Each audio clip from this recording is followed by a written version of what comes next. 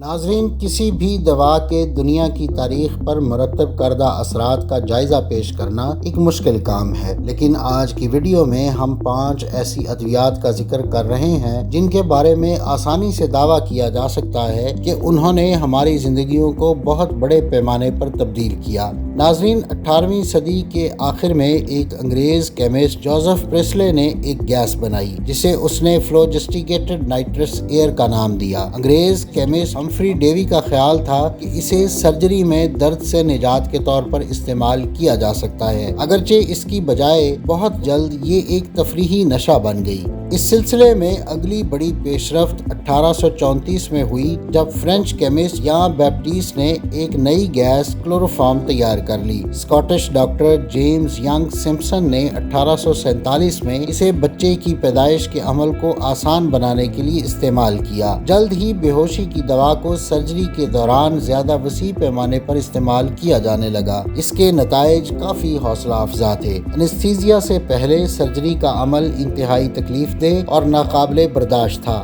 تصور کیجئے کہ ایک جیتے جاگتے شخص کے جسم کی تیز دھار آلات سے چیر پھاڑ کی جا رہی ہے اور پھر سوئی کی نوک سے ٹانکے لگائے جا رہے ہیں، یہاں تک کہ مریض اکثر درد کی شدت سے مر جایا کرتے تھے۔ لیکن کوئی بھی دوا جو لوگوں کو بے ہوش کر سکتی ہے وہ نقصان کا باعث بھی بن سکتی ہے۔ آج بھی بے ہوشی کے لیے استعمال ہونے والی ادویات خطرے سے خالی تصور نہیں کی جاتی، کیونکہ یہ اعصابی نظام کی بتی ہمیشہ کے لیے گل کر سکتی ہیں۔ ناظرین، 1928 میں اسکاٹ لینڈ کے ڈاکٹر الیگزینڈر فلیمنگ کے ساتھ جو کچھ ہوا وہ حادثاتی طور پر دریافت ہونے والی ادویات کی ایک بہترین مثال ہے۔ فلیمنگ اپنی لیبارٹری کی میز پر سٹریپٹوکوکس نامی بیکٹیریا کی کچھ نمونوں کو چھوڑ کر چھٹی پر چلے گئے۔ جب وہ واپس آئے تو انہوں نے دیکھا کہ ہوا میں موجود پینسلیم نامی ایک قسم کی فنگس نے اس بیکٹیریا کو بڑھنے سے روک دیا ہے۔ انہوں نے اس فنگس سے جو مادہ الگ کیا اسے پینسلین کا نام دیا گیا۔ آسٹریلوی پیتھولوجسٹ ہاورڈ فلوری اور ان کی ٹیم نے پینسلین کو مستحکم کیا اور پہلا انسانی تجربہ کیا۔ امریکہ کی مالی مدد سے پینسلین کو بڑے پیمانے پر تیار کیا گیا اور دوسری جنگ عظیم کا رخ بدل دیا۔ اس کا استعمال ہزاروں فوجیوں کے علاج کے لیے کیا گیا۔ پینسلین اور اس گروپ کی ادویات ایک ہی حملے میں لاکھوں لوگوں کی ہلاکت کا باعث بننے والی بیماریوں کے خلاف انتہائی بنیادی کردار ادا کرتی ہیں، تاہم ان کے وسیع پیمانے پر استعمال سے کچھ بیکٹیریا یا دیگر امراض کے علاج میں استعمال ہونے والی ادویات کو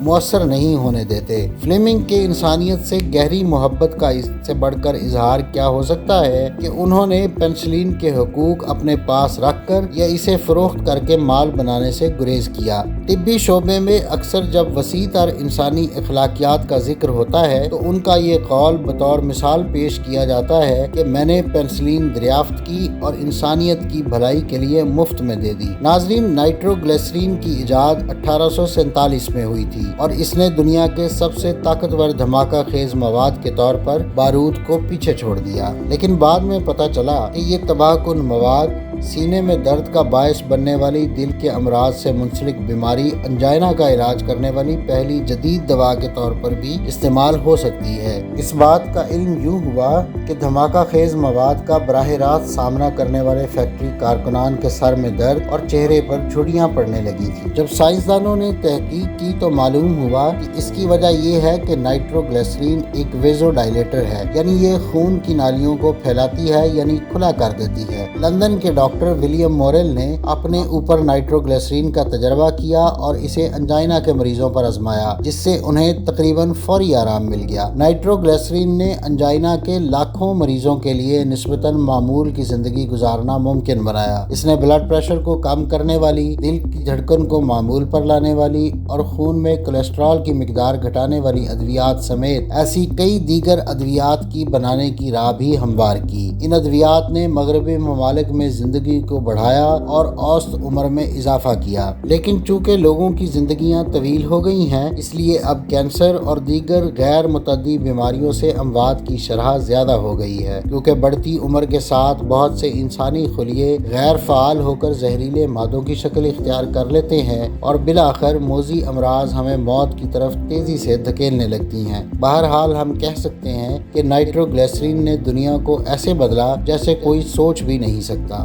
ناظرین، 1920 کی دہائی کے اوائل میں آسٹریلیا کے سائنسدان لوڈوگ ہیبرلینڈ نے ایک تحقیقی مطالعے میں بتایا کہ کس طرح جانوروں میں ہارمونز کے اتار چڑھاؤ سے حمل کو روکا جا سکتا ہے۔ انہیں اپنے ساتھیوں کی شدید تنقید کا سامنا کرنا پڑا، لیکن اس کے باوجود انہوں نے مادہ خرگوش پر اپنے تجربات کیے۔ 1932 میں ان کی مبینہ خودکشی سے یہ باب وہیں بند ہو گیا۔ چند دہائیوں بعد امریکہ میں ایسے تجربات زیادہ مؤثر طریقے سے کیے گئے۔ شرح پیدائش کم کرنے کے زبردست حامی اور امریکہ سے تعلق رکھنے والے مصنفہ مارگریٹ سینگر نے امریکہ میں جب اس حوالے سے مزید تحقیق کی گئی تو معلوم ہوا کہ پروجسٹرون اووریز میں سے انڈے کے اخراج کو روکتا ہے، جسے انہوں نے آزمائشی گولی تیار کرنے کے لیے استعمال کیا۔ کلینکل ٹرائلز خاص طور پر پورٹو ریکو میں کمزور طبقے سے تعلق رکھنے والی خواتین پر کیے گئے، جس پر تشویش کا اظہار کیا گیا کہ انہیں پہلے سے اس کے فوائد اور نقصانات کے بارے میں آگاہی نہیں دی گئی تھی۔ امریکہ کی فوڈ اینڈ ڈرگ اتھارٹی کی منظوری کے بعد 1960 میں یہ دوا مارکیٹ میں فروخت کے لیے پیش کی گئی۔ اعصابی نظام کو پرسکون کرنے والی ادویات کی ایک قسم بینزوڈائزپین ہے۔ یہ دوائی پہلی مرتبہ 1955 میں تیار کی گئی تھی۔ یہ اور اس قسم کی باقی ادویات بے چینی کے علاج کے طور پر فروخت نہیں کی گئی تھی، بلکہ ان کا استعمال سائیکو تھراپی میں مشغول رکھنے کے لیے کیا گیا تھا، یعنی سائیکو تھراپی حقیقی حل تصور کی گئی تھی اور یہ اسے تکمیل تک پہنچانے میں محض معاون تھی۔ 1959 میں لیبریم کو کیمیائی طور پر تبدیل کیا گیا اور ایک زیادہ طاقتور دوا کے روپ میں بدلا گیا۔ اس طرح ڈائزیپام وجود میں آئی، جس کی تشہیر 1963 سے ویلیم کے برانڈ نیم سے کی جانے لگی۔ آسانی سے دستیاب ہونے والی اور کم قیمت اس دوائی نے معاشرے پر گہرے اثرات مرتب کیے۔ 1969 سے لے کر 1982 تک امریکہ میں سب سے زیادہ فروخت ہونے والی دوا ویلیم ہی تھی۔ ان ادویات نے ایک پورے نئے کلچر کی بنیاد رکھی اور اب لوگ ادویات کے ذریعے تناؤ اور اضطراب پر قابو پانے لگے۔ ویلیم نے اعصابی نظام کو پرسکون کر کے ٹینشن اور ڈپریشن سے نجات دلانے والی جدید ادویات کا راستہ ہموار کیا۔ ان ادویات کی بھاری مقدار لینا ممکن تھا اور اس کے سائیڈ ایفیکٹس بھی کم تھے۔ ناظرین، یہ تھی آج کی ویڈیو۔ اگلی ویڈیو تک کے لیے مجھے اجازت دیجیے۔ اللہ حافظ۔